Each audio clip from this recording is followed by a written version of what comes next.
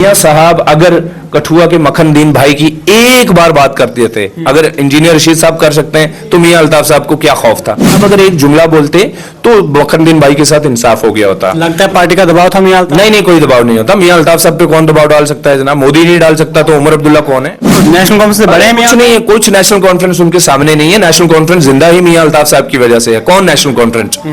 आज मियां साहब बोल दें मैं नेशनल कॉन्फ्रेंस में नहीं हूं, खत्म हो जाए नेशनल कॉन्फ्रेंस। कौन नेशनल कॉन्फ्रेंस? कोई नेशनल कॉन्फ्रेंस नहीं है। मियां साहब हैं तो नेशनल कॉन्फ्रेंस है। ये सीधी सी बात है, हमें इस चीज की इल्मियत है। मैं क्यों बार बार मियां आप साहब कैसे कह सकते हो, क्योंकि पूरे कश्मीर में तो नेशनल कॉन्फ्रेंस ने सीटें जीती, मियां अल्ताफ की वजह से कितनी सीटें जीती? मियां अल्ताफ साहब की वजह से ही ट्राइबल कम्युनिटी का सारा वोट शिफ्ट हुआ उधर, जो भी हुआ, और मियां साहब की ही वजह से असेंबलीज में उनको सीटें मिली जो भी मिली। कितनी सीटें? 7 सीटें तो रोड मिलती है, बाकी कश्मीर नहीं और वोट। भाई हवा भी बनती है ना।